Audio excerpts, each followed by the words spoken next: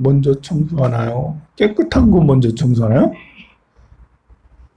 순서대로. 순서대로? 아, 정해진 순서대로? 네. 그 깨끗한 곳 먼저 청소할까? 더러운 곳 먼저 청소할까? 뭐 각자 뭐 이렇게 청소 패턴대로 하겠죠, 그죠? 깨끗한 곳은 대체로 이렇게 눈에 제일 잘 보이는 곳이 우리가 깨끗하죠. 매일매일 이제 우리가 사는 공간에 눈에 잘 보이는 곳은 잘 치우니까 눈에 잘 안 보이는 곳은 아무래도 좀 먼지가 많이 쌓이고 아무래도 좀 더럽기 마련인데요. 그래도 깨끗해지려면 좀 깨끗한 곳은 당연히 해야 되는 거고, 더러운 곳은 정말 이제 깨끗하게 해야지 그걸 보고 우리가 깨끗하다고 할 수가 있는데, 일단은 뭐 이렇게 어떤 문제가 생겼을 때, 뭐 쏟았을 때, 떨어뜨려서 뭐 깨졌을 때, 이거는 이제 무슨 문제가 생기면 바로 그것 먼저 우리가 하죠. 작정을 하고 할 때는 그걸 나중에 할 수도 있지만, 제일 먼저 물 쏟았으면 물 먼저 닦고 그 다음에 그 주변을 깨끗하게 하고 그러다 보면 더 닦을 수도 있고 막 그런데요. 우리 마음 청소도 그런 것 같아요. 마음 청소. 문제가 생겼을 때는 그것 먼저 이렇게 하려고 하는데 때로는 그게 버거울 때가 있죠. 그 문제가 딱 벌어졌을 때 그것 먼저 하기가 쉽지 않은 경우가 있어요. 마음하고 또 청소하고는 약간 달랐어요. 그리고 이렇게 집에 악취가 난다는 때 방에 악취가 나. 우리 집에 왜 악취가 나지? 대체로 악취가 나는 건 눈에 보이는 곳에서 악취가 나기보다는 눈에 안 보이는 곳에서 악취가 나기가 쉽죠. 왜냐하면 눈에 보이는 데는 대체로 씻잖아. 닦고. 눈에 안 보이는 곳이 썩어 나갈 때 그럴 때 악취가 막 나고 그러죠. 마음도 마찬가지예요. 눈에 보이는 것은 그런대로 우리는 이제 뭐 이렇게 눈에 보이는 것은 어떻게 해결하려고 그래. 그냥 눈에 안 보이는 것이 고질적으로 어떻게 썩어 나갈 때 그럴 때는 이제 자기도 모르게 마음에 악취가 나. 그거는 이제 내가 마음에 병이 든다 할 수가 있는데요. 뭐 우울증이나 조울증이나 뭐 무슨 불안장애나 공황장애나 이런 것들이 이제 일상생활 속에서는 잘 몰랐는데 그게 오래 누적되다 보니까 안 보이는 곳에서 썩어나가는 거예요. 그래서 이걸 어떻게 해야 되지? 나중에 증상이 돼서 병이 될 정도까지 되면 어떻게 해야 돼? 어디서 문제지 도대체? 나의 이렇게 문제는 뭐지? 참 난감해지죠. 이걸 고치려고 해도 뭐가 문제인지 잘 모르는 거예요, 이제. 그런데 사실 눈에 보이는 것까지 이렇게 침범이 돼서 악취가 난다는 거는 저 밑에 어딘가 굉장히 심하게 썩어 있기 때문에 원래 약간 썩으면 거기서만 냄새 나잖아요. 화장실 청소를 하루 안 하면 화장실 안에서만 냄새 나는데 일주일 안 하면 온 집안이 다 냄새가 나고 그래요. 그런 것처럼 깊이 어딘가에 이거를 문제가 생겼을 때 그것을 청소를 안 해놓으면 그게 쌓여서 큰 악취가 돼서 본인도 어디서 나는 거 냄새지? 모를 만큼 될 수도 있어요. 그래서 항상 우리는 마음 청소도 마음 관리도 참 중요한데 마음 관리라는 게 그냥 생활 하면서 하는 것도 필요하지만 우리 저 밑에 나의 마음 저 밑에 깔려있는 그 무의식에 가까운 이렇게 미세망념이라고 그러는데 그런 것들을 이제 청소를 이렇게 해야 될 필요가 있어요. 그러면은 우리 집은 여러분들이 눈에 보이니까 여기 안방 청소해야지, 거실 청소해야지, 주방 청소해야지, 화장실 청소해야지 막 이렇게 이건 그래도 비교가 쉬워. 베란다도 청소해야지. 이제 샅샅이 찾아보면 악취가 나는 곳이 어딘지 찾아낼 수 있지. 근데 이제 눈에 보이는 영역이 아니에요, 이게. 그래서 쉽지가 않아. 사실 몸에 눈에 사실 우리 공간도 집도요. 그냥 안방 화장실 이것만 다녀봤으면 베란다에 뭐가 있는지도 잘 모르고 주방 저기 그 문짝 밑에 뭐가 있는지 잘 몰라요, 사실은. 우리가 늘 다녀보고 이렇게 늘 열어보기도 하고 관심을 가졌으니까 이제 아는 거지. 마음도 마찬가지예요. 마음에 별 관심을 가지지 않고 있으면 그냥 기쁨, 즐거움, 슬픔, 우울 이거밖에 잘 몰라. 내 마음속에 뭐가 들어있는지 잘 몰라. 우리는 눈에 보이는 건 사실 쉽게 파악한다고 하지만 사실 내가 이렇게 관심을 가지고 여기저기를 다 아니 그 냉장고가 크면 되게 좋은데 이제 허점이 뭐냐면 냉동고가 너무 커버리면 그냥 계속 넣어놓잖아요. 나중에는 뭐 들었는지 모른다니까. 나중에 뭐가 들어있는지 몰라. 그래 1년 한 번 열어가지고 오늘은 정말 청소를 해야지. 다 버려버릴 거야. 이러면서 그때 생각해보니 요거까지 있었네? 스님 1년 전에 준 떡도 있어. 생각지도 못했던 것들이 막 나오고 그래요. 예, 사실 이렇게 마음이든 이제 방이든 눈에 보이는 거든 눈에 보이는 것이 더 파악하기 쉽다고 하지만 꼭 그런 게 아닌 거예요. 마음이 어렵다고 하는 것은 마음을 들여다보지 않아서 그런 거예요. 마음을 이게 방도 여기 거실도 들여다보고 이제 화장실도 들여다보고 주방도 자꾸 들여다보고 여러분들은 집안 샅샅이 다 잘 알지. 근데 여러분들의 거사님은 다 알던가요? 몰라요, 뭐 있는지. 찾아내라 하면 못 찾아내. 왜냐면 거사님들은 뭐, 끽해봐야 이제 이렇게 뭐 휴지통 버리고 하는 이런 거밖에 안 하니까 그 안에 국자가 있는지 뭐가 있는지 숟가락이 몇 개 있는지 모른다고 이게. 마음도 마찬가지예요. 마음을 별로 이렇게 뒤져보지 않은 사람은 자기 마음이 어떤 것이 들어있는지 잘 몰라요. 그리고 그 어떤 것이 툭 튀어나왔을 때 그것이 기쁨이 딱 튀어나오면 괜찮은데 이게 그렇지 않은 것이 딱 튀어나왔을 때는 내 스스로 감당하지 못하는 일이 생기죠.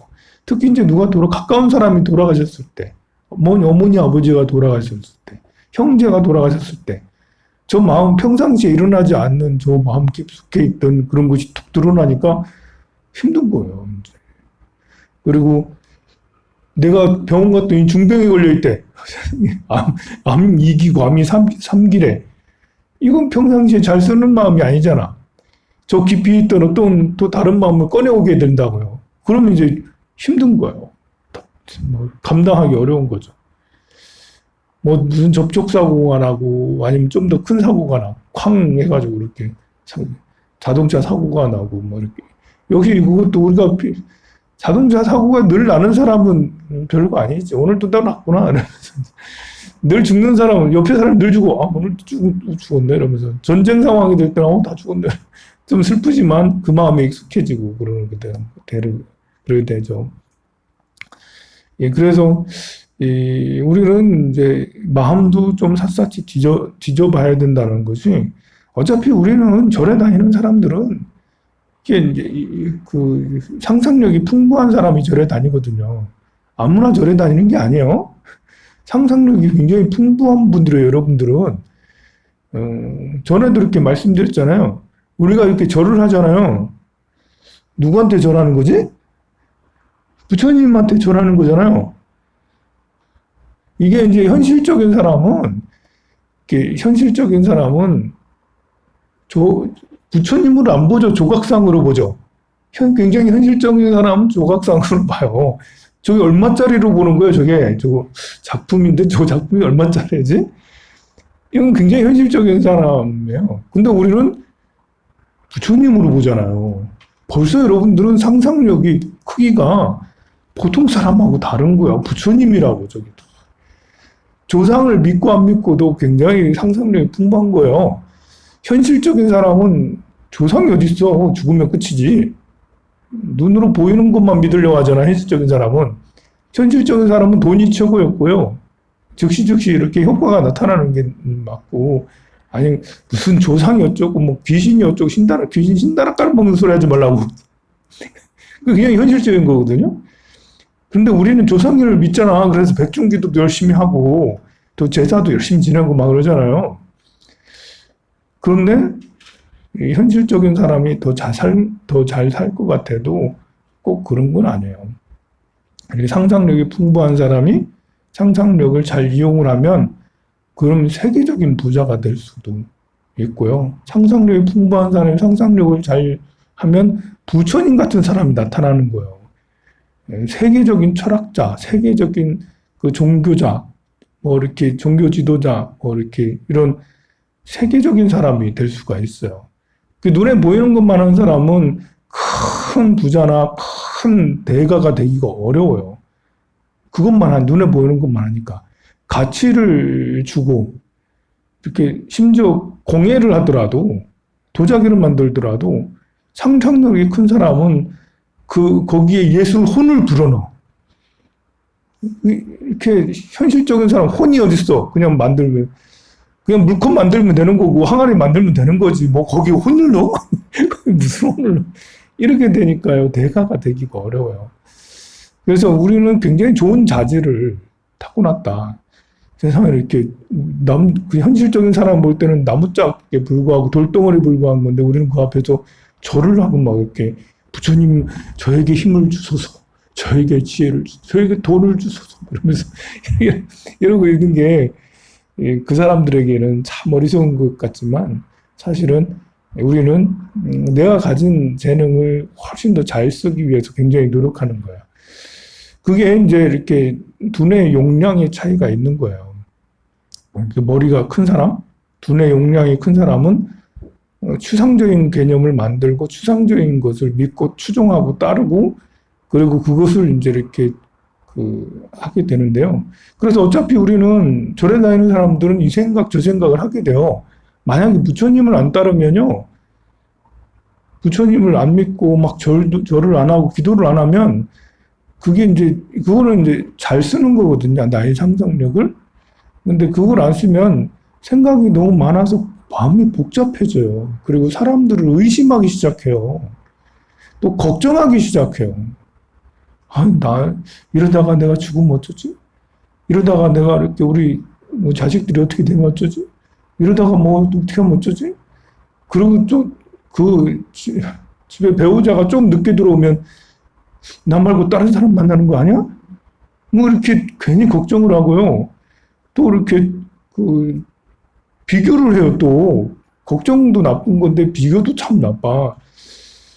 아니 한 달에 500만 원 벌어오면 많이 벌어오는 거잖아. 근데 옆집에는 1000만 원 벌어온다네? 그래서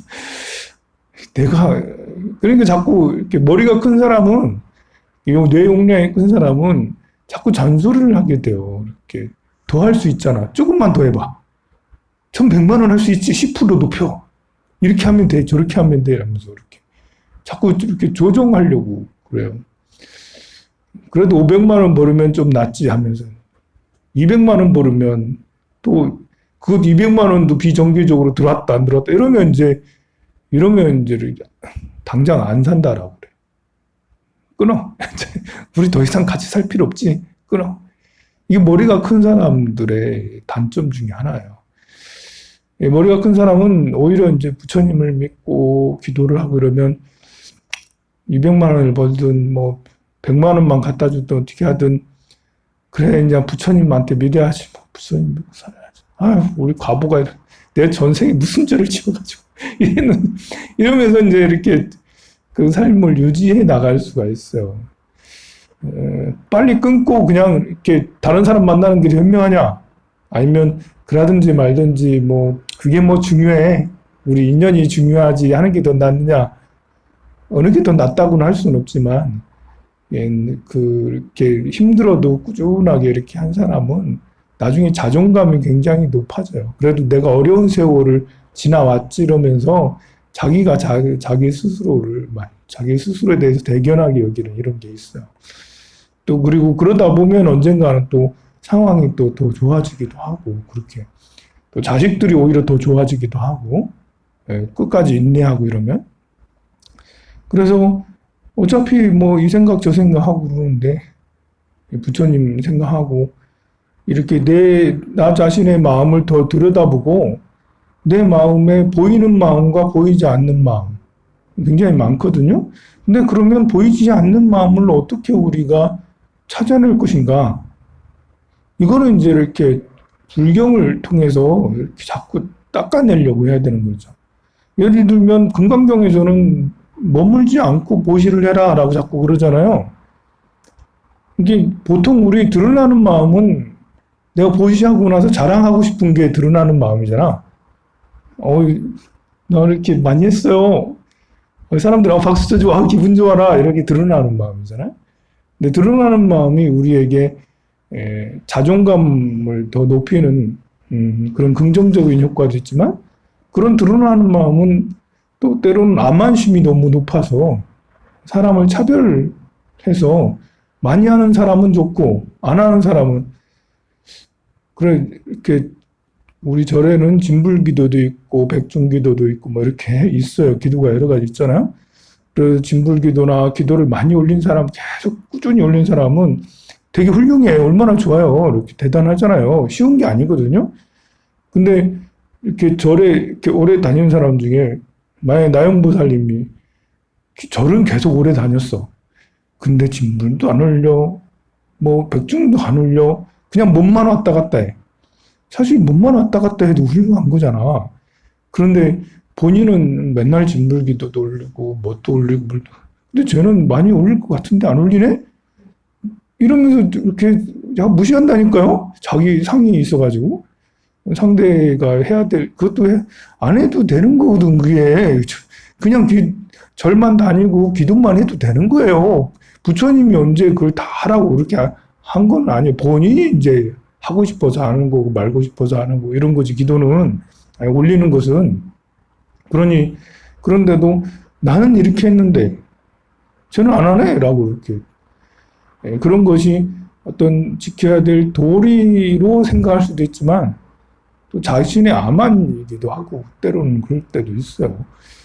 그래서 이제 머물지 않고 모시를 하는 이런 것들은 나 자신의 아마짐, 아상인상, 중생상, 수자상을 부처님이 말씀하셔서 내 깊은 마음에는 이런 것이 들어있구나라고 자꾸 보는 거죠. 왜냐하면 그런 깊이 들어있는 마음이 썩어버리면 거기서 악취가 나기 때문에 그래요. 그래서 다른 것이 문제가 생겨.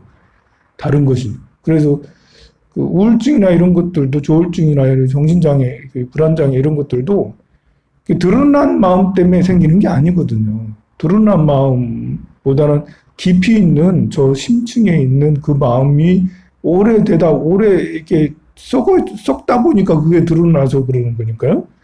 그런 것들을 관리하기가 제일 좋은 게 불경을 통해서 아상, 인상, 중생상, 수자상이구나. 그래서 내가 이 상이 많아지는 거구나. 라고.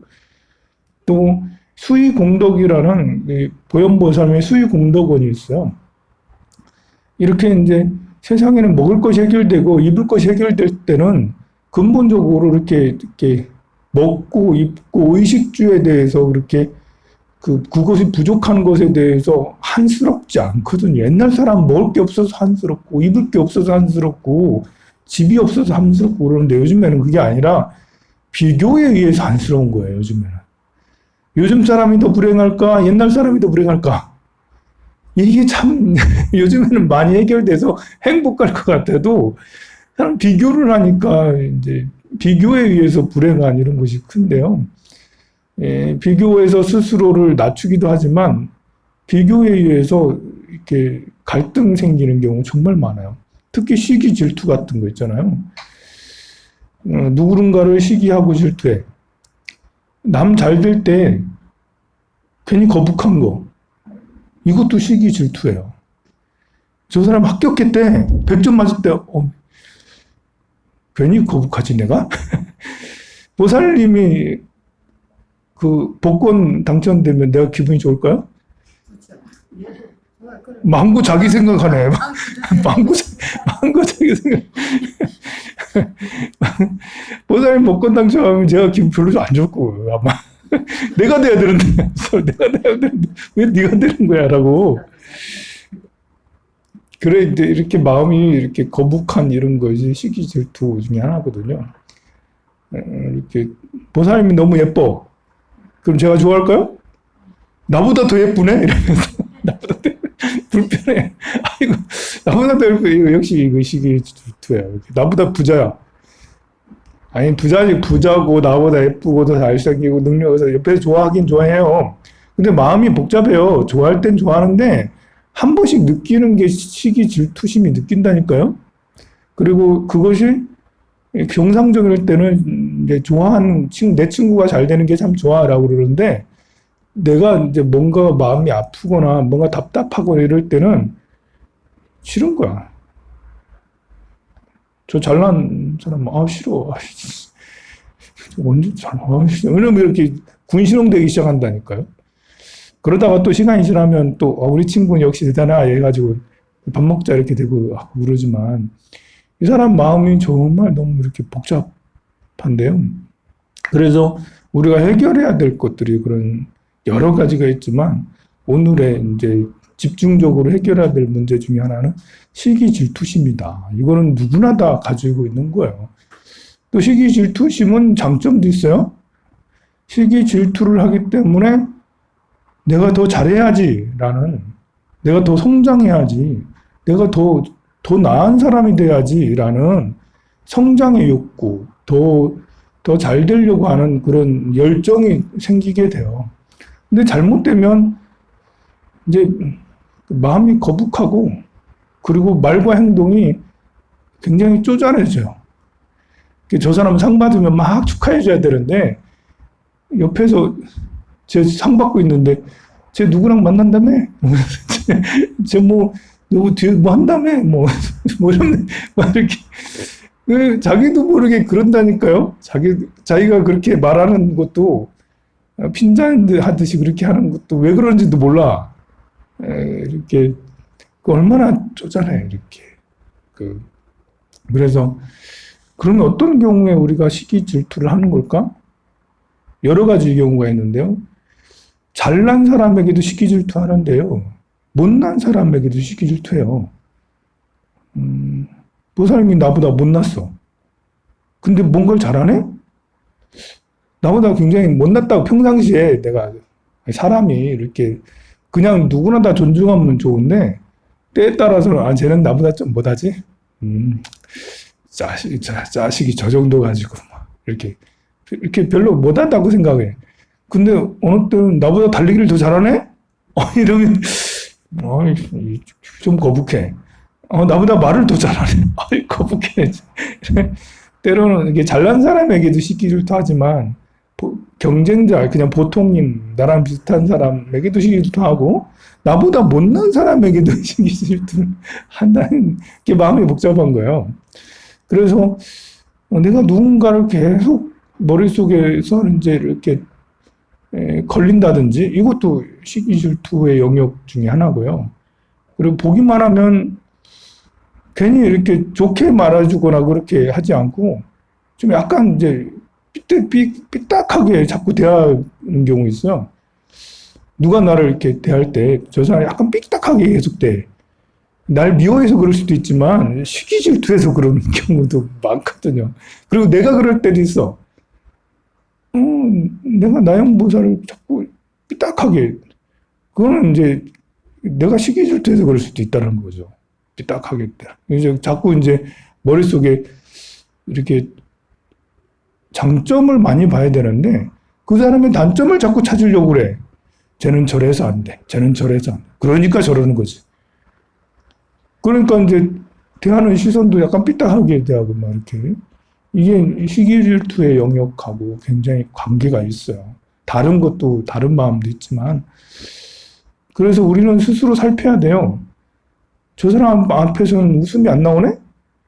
저 사람 앞에서 웃으면 왜 내가 불편한 거지? 이거 문제가 있는 거예요. 그냥 순수하게 좋아하고, 말도 자꾸 이렇게 순수한 칭찬, 순수한 이렇게, 뭐랄까, 이렇게 말해야 되는데 약간 비꼬듯이 또 말을 비꼬듯 약간 비꼬듯이 말을 하는 이런 것도 역시 역시 본인은 잘 모르죠. 상대는 확 느끼죠. 제가 뭔가 좀 비꼬듯이 얘기를 하네? 뭔가 좀 약간 불편하게 저러네?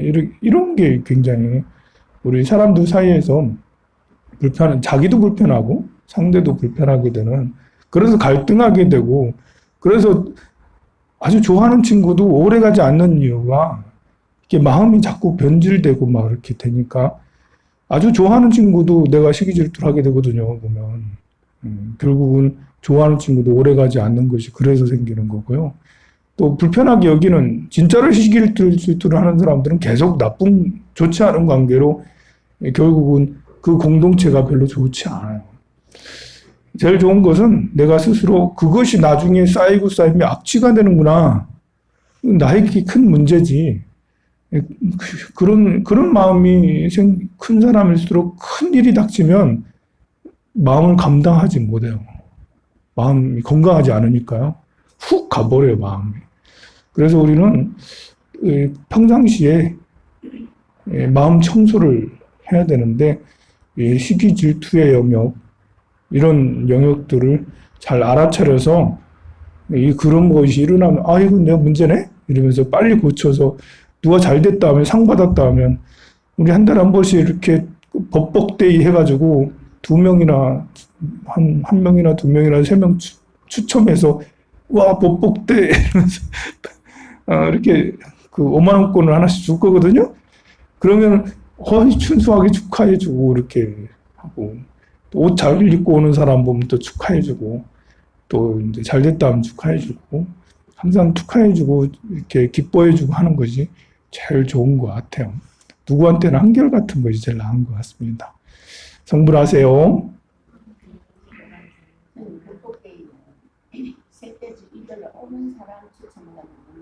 아니요, 다 할 거예요. 그거를 조그마한 박스를 하나 만들어가지고, 언제 넣으면 추첨을 제대로 한다고 넣는 날이